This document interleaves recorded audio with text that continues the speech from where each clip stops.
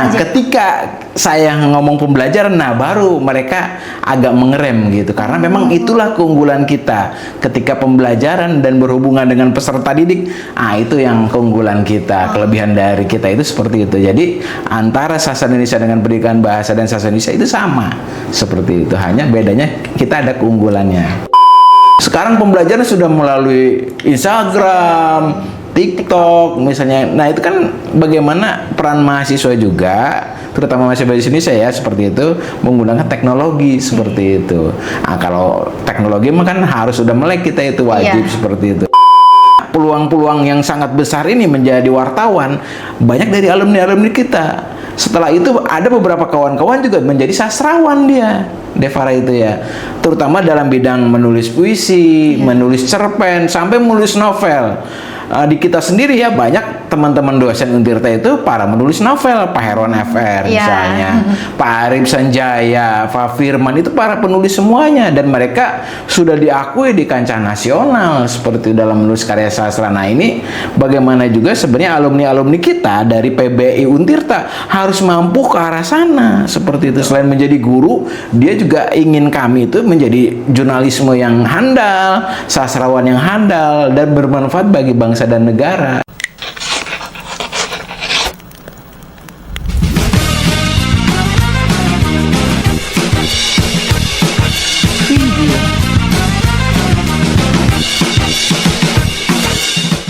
Assalamualaikum, halo Sobat FKIP, kembali lagi dalam Siniar FKIP. Saya Farah dan di sini bersama Bapak Ahmad Supena yang saat ini sedang menjabat sebagai Ketua Jurusan Pendidikan Bahasa Indonesia.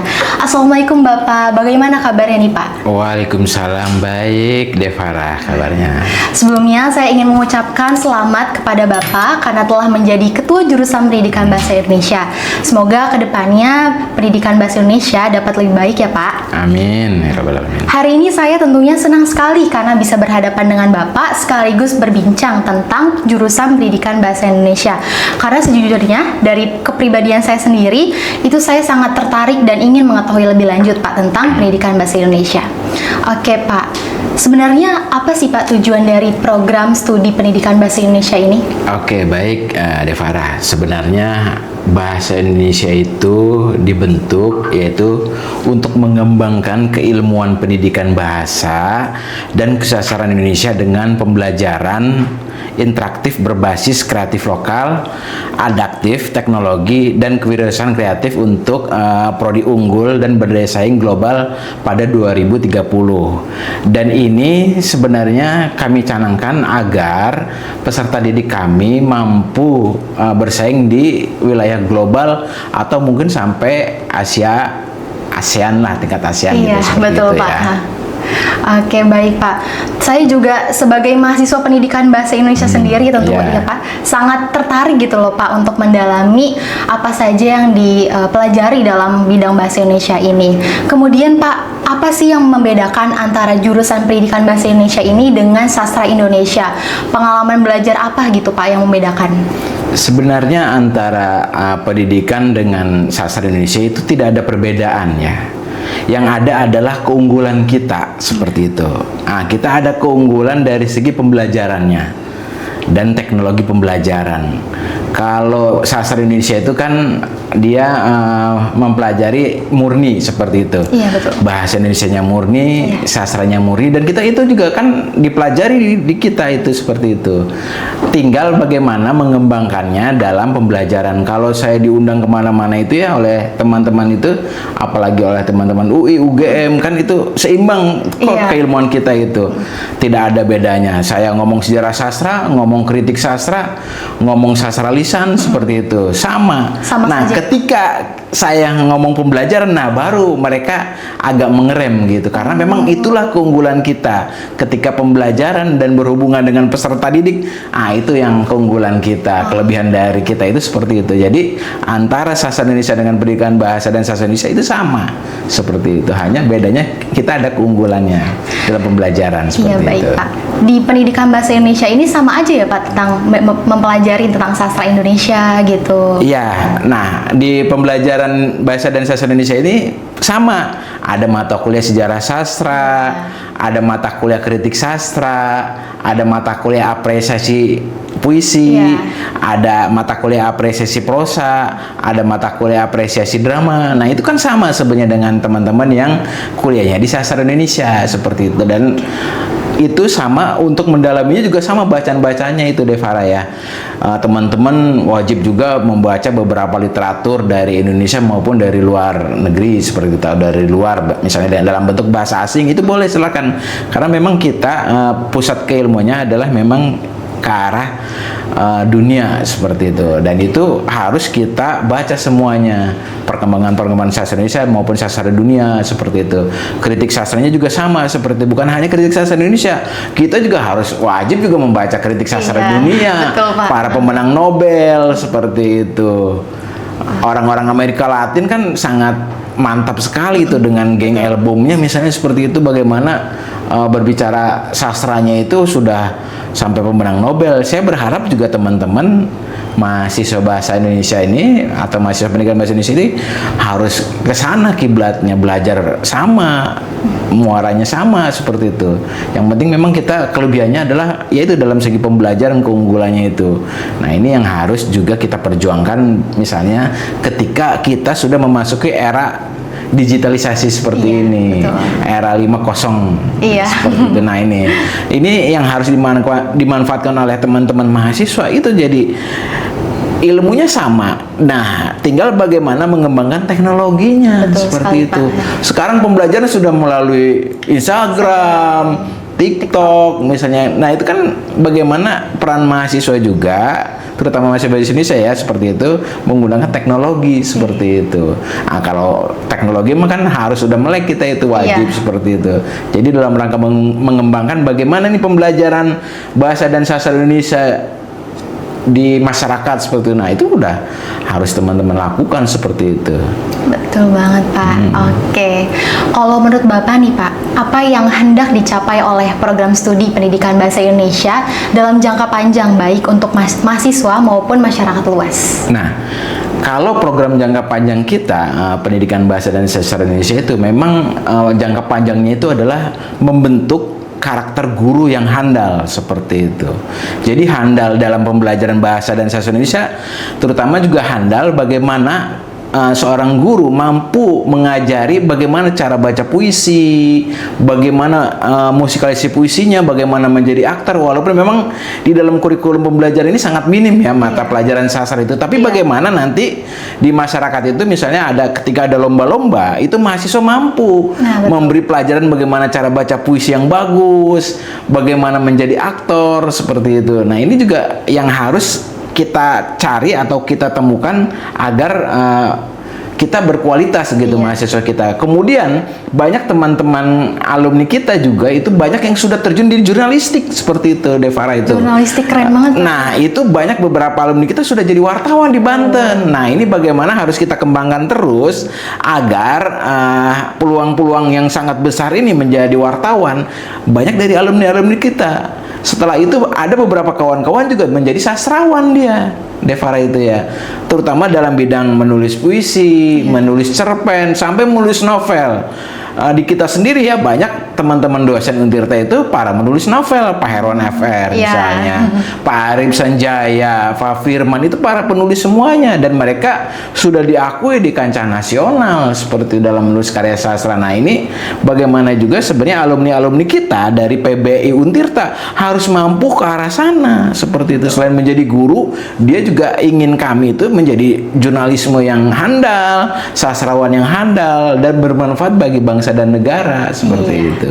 Bisa juga terjun ke dunia yang lebih luas ya, Pak, tentunya di bidang bahasa dan sastra ini ya. Baik, Pak. Kemudian bagaimana sih, Pak, kurikulum yang diterapkan dalam program studi pendidikan bahasa Indonesia ini? Nah, kurikulum di pendidikan bahasa dan sastra Indonesia ini memang terbagi beberapa seperti itu ya. Ada yang misalnya tentang sastra, tentang kebahasaan, tentang pembelajaran. Nah, juga ada muatan-muatan yang sekarang oleh fakultasnya muatan lokal. Jadi bagaimana kita menggali tentang kebantenan seperti itu. Nah, ini yang dianggapnya juga nanti menjadi kelebihan kita, bahwa mahasiswa nanti lulus akan memahami budaya lokal Banten seperti itu, yang kita kenal dengan budaya Jawaranya. Nah, ini sebenarnya ada beberapa karya teman-teman juga kayak di Paras Elang, alumni kita itu menulis beberapa tentang karakter lokal wisdom itu di dalam sebuah cerpen-cerpennya.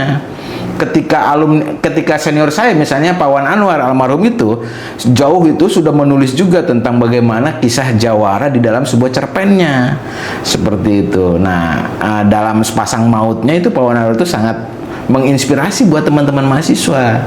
Nah, ini saya berharap juga dilanjutkan oleh teman-teman kita yang terus menulis dan terus mempublikasikan karya-karyanya demi yaitu untuk bangsa dan negara seperti itu.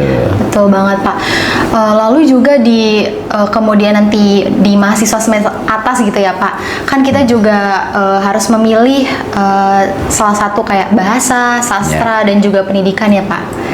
Nah, ini memang programnya sudah terukur ya. Jadi teman-teman memang nanti setelah semester atas itu akan memilih bahasa ataupun sastra.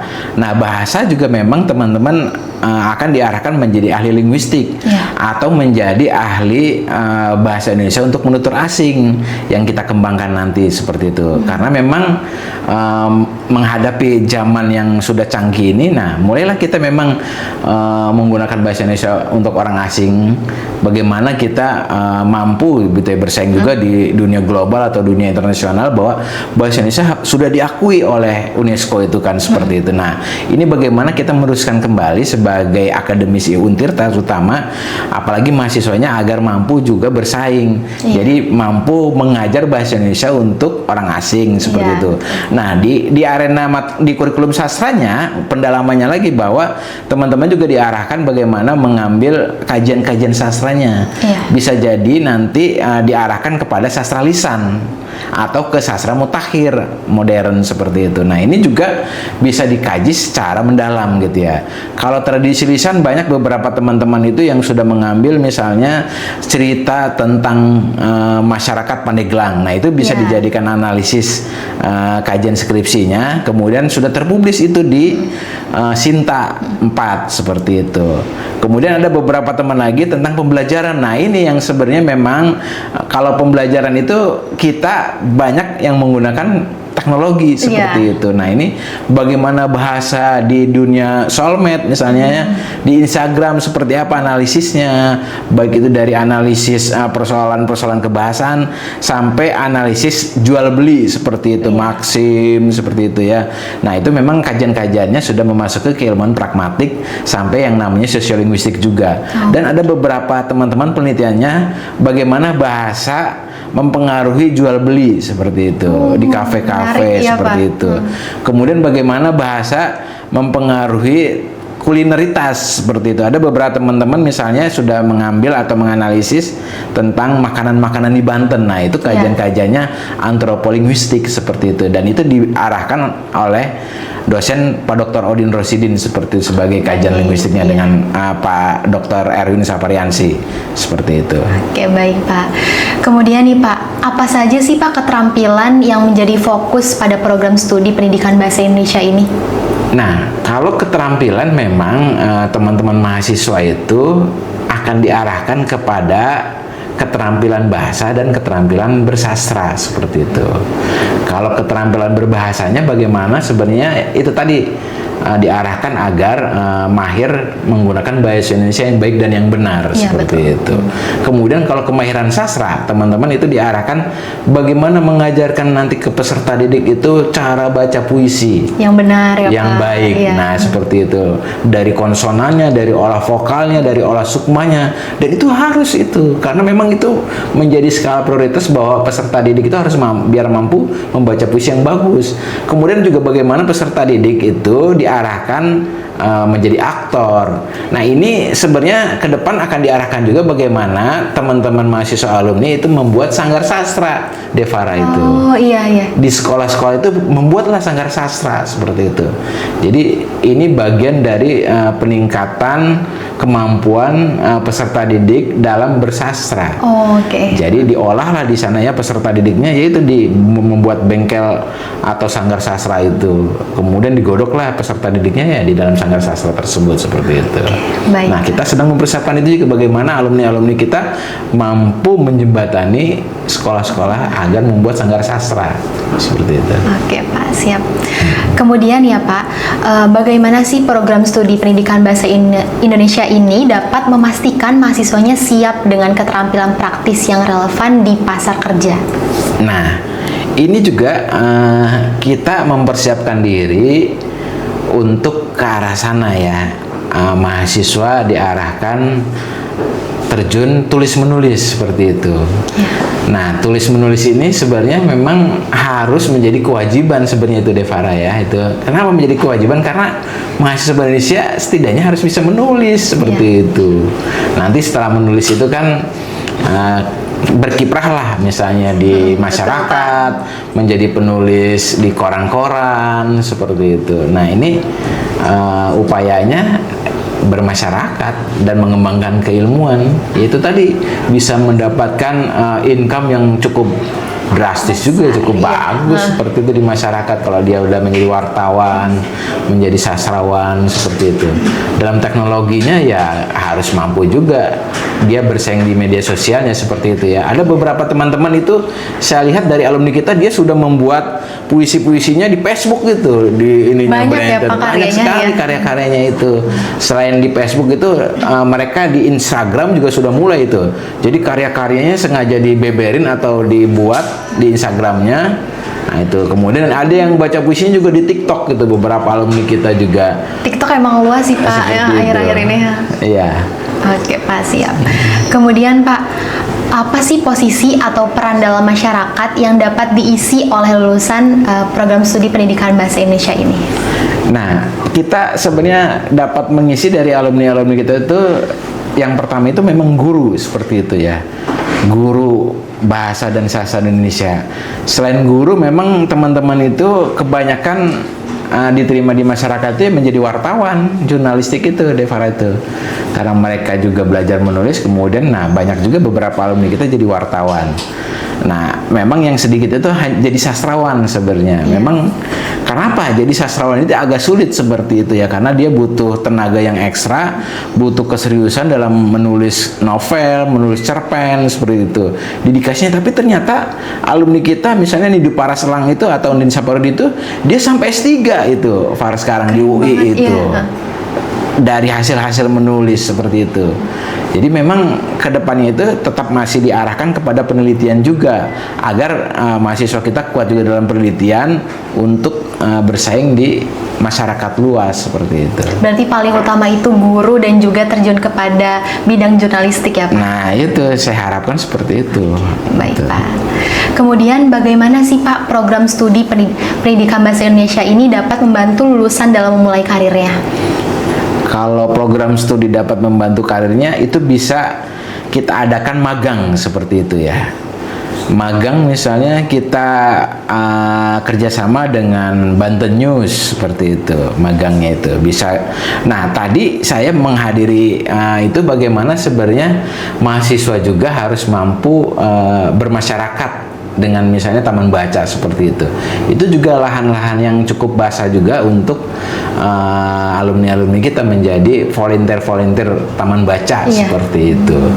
Nah, selain itu juga banyak juga yang itu tadi saya bilang tuh, kalau kita bekerja sama dengan media massa, kemudian alumni-alumni kita sudah banyak yang di media massa dan itu sudah mulai berkarir seperti itu, karena memang media massa sekarang kebanyakan online seperti ya. Nah online inilah sebenarnya menjadi kekuatan kita juga agar mahasiswa cepat terserap di dunia kerja, karena memang kalau sekarang guru itu harus ikut PPG itu Devara itu, karena PPG inilah berarti harus 1 tahun lagi ya itu ya, kuliah lagi. Nah saya berharap kalau teman-teman tidak ikut PPG, yaitu tadi langsung terserap dunia kerja, yaitu tadi menjadi jurnalis semua aja seperti itu, atau menjadi volunteer di taman baca, atau kemarin juga di kantor bahasa kita bisa kerjasama dengan kantor bahasa. Nah, teman-teman bisa membantu juga di penelitian bahasa dan sastra di kantor bahasa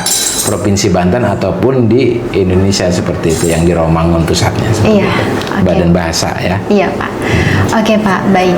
Kemudian Pak, bagaimana program atau proyek berbasis inovasi yang dapat mendorong mahasiswanya untuk berkreasi dengan teknologi terkini? Nah, kalau kreativitas mahasiswa itu pernah dilakukan oleh beberapa teman Devara itu ya, dia melakukan analisis bahasa di YouTube misalnya, atau pembelajaran di media Instagram.